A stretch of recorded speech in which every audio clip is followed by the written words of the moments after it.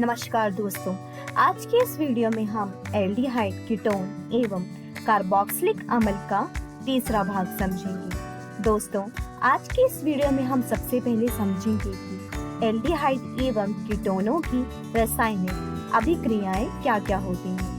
जिसके बाद हम देखेंगे कि एल्डिहाइड एवं कीटोनों के उपयोग क्या होते हैं। तो चलिए दोस्तों शुरू करते हैं। सबसे पहले हम देखते हैं कि एल्डिहाइड एवं कीटोनों की रासायनिक अभिक्रियाएं क्या होती हैं। दोस्तों, एल्डिहाइड एवं कीटोन दोनों में कार्बोनिल क्रियात्मक समूह विद्यमान होते हैं, अतः ये दोनों एक समान रासायनिक अभिक्रियाएं प्रदर्शित करते हैं, जिसमें सबसे पहला है नाभिक-रागी योगज अभिक्रिया, दूसरा है अपचयन अभिक्रिया, तीसरा है ऑक्सीकरण अभिक्रिया, चौथा है अल्फा हाइड्रोजन के कारण होने वाली अभिक्रियाएं तथा पांचवा कुछ अन्य क्रियाओं के बारे में अध्ययन करेंगे। तो चलिए दोस्तों शुरू करते हैं। सबसे पहले हम देखते हैं कि नाभिक-रागी योगज अभिक्रियाएं क्या होती हैं। दोस्तों, वे अभिक्रियाएं जिसमें नाभिक स्नेही पहले व इलेक्ट्रॉन स्नेही बाद में प्रहार करता है उन्हें नाभिक-रागी योगात्मक अभिक्रिया कहा जाता है।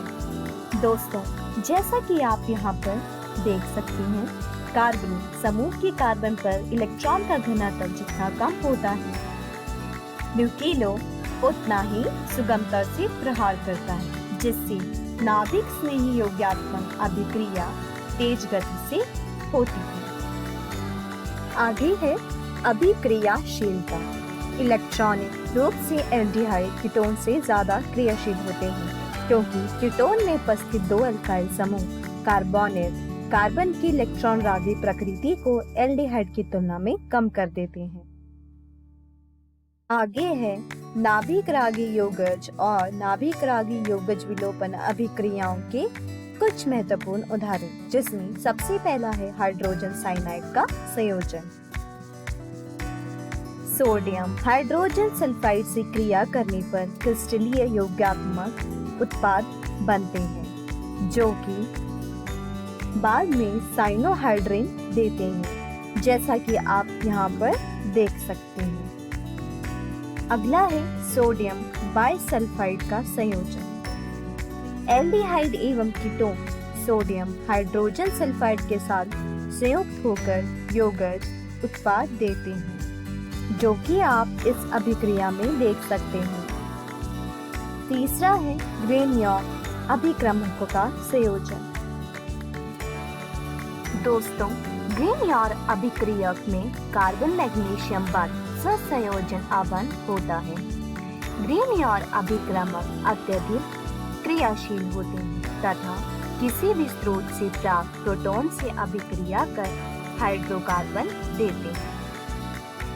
दोस्तों, ग्रेनियॉर्क अभिक्रमकों की एल्डिहाइड और कीटोन के साथ अभिक्रिया कराने पर अल्कोहल प्राप्त होते हैं, जो कि आप इस अभिक्रिया में देख सकते हैं। अगला है अल्कोहलों का संयोजन। दोस्तों, एल्डिहाइड मोनोहाइड्रोक्सिल अल्कोहल के साथ शुष्क हाइड्रोजन क्लोराइड की उपस्थिति में अभिक्रिया करके एल्कोक्सी अल्कोहल बनाते हैं, जिन्हें हम हेमी एसीटेल कहते हैं। यह पुनः एक मोल अल्कोहल से अभिक्रिया करके जैम डाइएल्कोक्सी बनाते हैं, जिन्हें हम एसीटेल कहते हैं।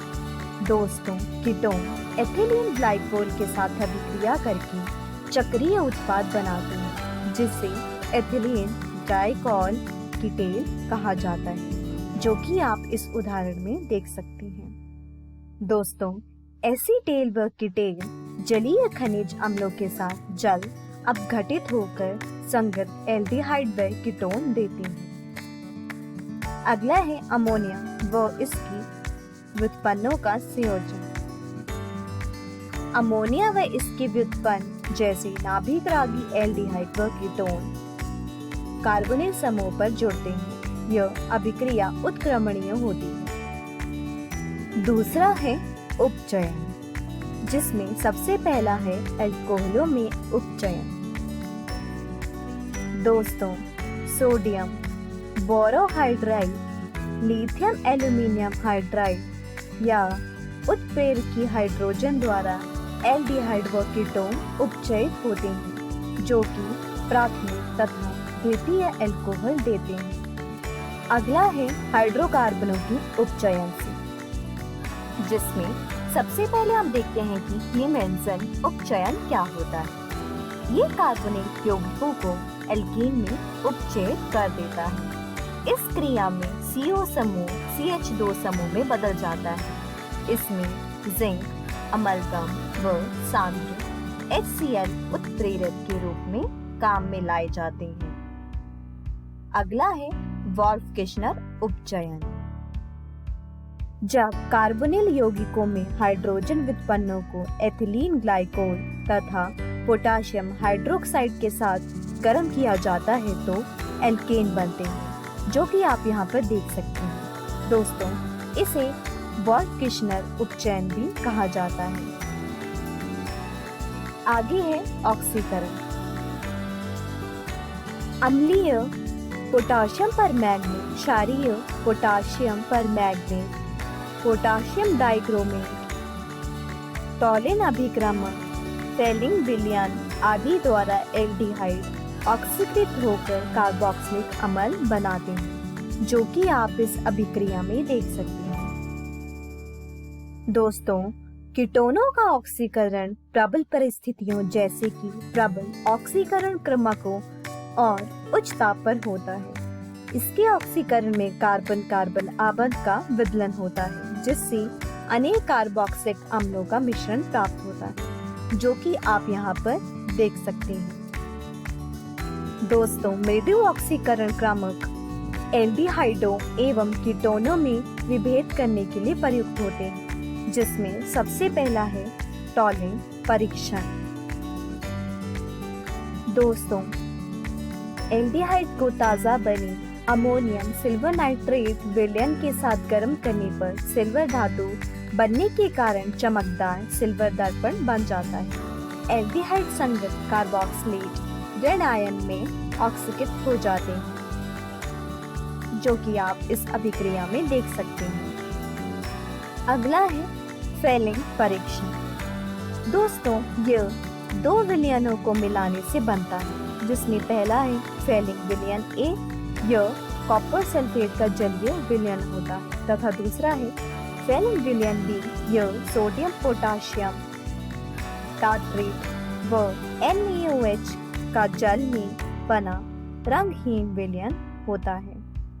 सभी एल्डिहाइड फेलिंग विलयन के साथ क्यूप्रस ऑक्साइड का लाल विलयन बनाते हैं। अगला है मिथाइल कीटोन का हेलोफॉर्म अभिक्रिया द्वारा ऑक्सीकरण।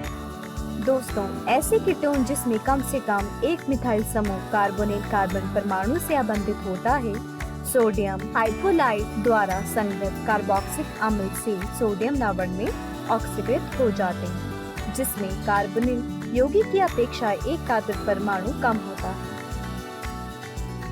मिथाइल समूह हेलोफॉर्म में परिवर्तित हो जाते हैं।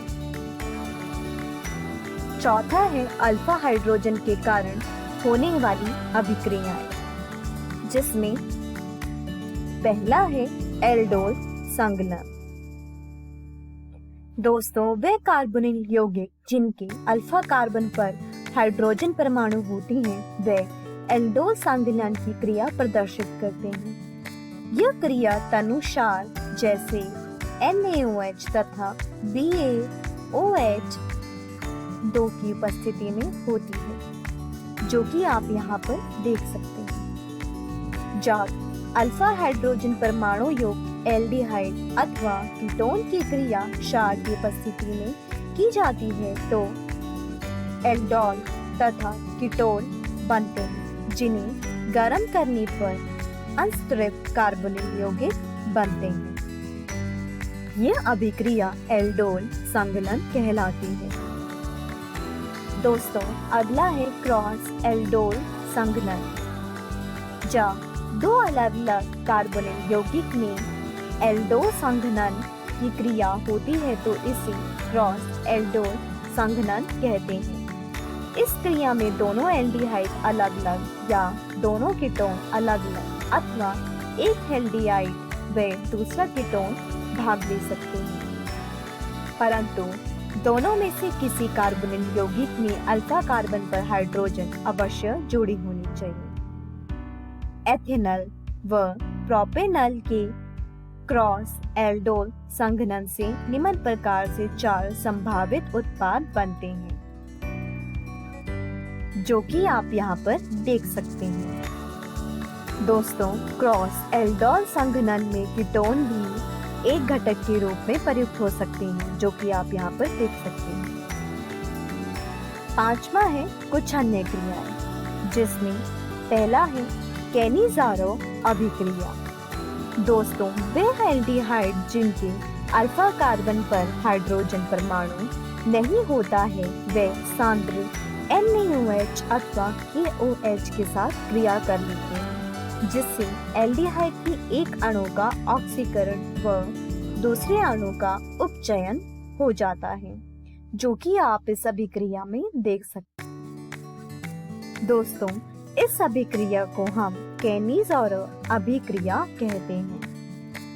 अगला है इलेक्ट्रॉन रागी प्रतिस्थापन अभिक्रिया। एरोमेटिक एल्डिहाइड व कीटोन उस बेंजीन वाले पर इलेक्ट्रॉन रागी प्रतिस्थापन अभिक्रिया प्रदर्शित करते हैं, जिसमें कार्बोनिल समूह निष्क्रियक तथा मेटा निर्देशक होता है। चलिए दोस्तों, अब हम आगे बढ़ते हैं और देखते हैं कि एल्डिहाइडों एवं कीटोनों के उपयोग क्या क्या होते हैं। दोस्तों, रासायनिक उद्योगों में एल्डिहाइड व कीटोनों का उपयोग संश्लेषण के लिए विलायक तथा अभिक्रमकों के रूप में किया जाता है। इनका उपयोग सुगंध तथा रंजक उद्योग में भी किया जाता है। ये औषधों में उत्पाद के प्रारंभिक पदार्थ के रूप में भी उपयोग में लाए जाते हैं। उदाहरण के तौर पर फॉर्मल्डिहाइड का 40% जलीय विलयन फॉर्मलिन के नाम में सुप्रसिद्ध है, जो कि जैविक प्रतिदर्शों के परीक्षण में तथा बैकेलाइट के विचरण में काम आता है। इथाइल एसीटेट, बाइनिलीन एसीटेट औषधों के उत्पादन में प्रारंभिक पदार्थ के रूप में उपयोग में लाए जाते हैं। बेंजल्डिहाइड का उपयोग सुगंध तथा रंजक उद्योग में किया जाता है। कई एल्डिहाइड एवं कीटोन जैसे कि ब्यूटेल्डिहाइड, बेनिलीन, एसीटोफिनोन, कपूर आदि अपनी सुगंध व रुचिकर प्रभाव के लिए सुप्रसिद्ध हैं। तो दोस्तों, आज की इस वीडियो में हमने एल्डिहाइड एवं कीटोनों की रासायनिक विधियों के बारे में पढ़ा, जिसके बाद हमने एल्डिहाइड एवं कीटोनों के उपयोगों के बारे में जाना। अगली वीडियो में हम कार्बोक्सिलिक अम्ल का परिचय देखेंगे, जिसके बाद हम ये भी देखेंगे कि कार्बोक्सिलिक अम्ल का नाम पद्धति एवं संरचना किस प्रकार से होती है। दोस्तों, मैं आशा करती हूँ आपको ये वीडियो समझ आया होगा। तब तक आप अपनी पाठ्य पुस्तक से इन सारे विषयों को दोहराने की कोशिश कीजिएगा। धन्यवाद।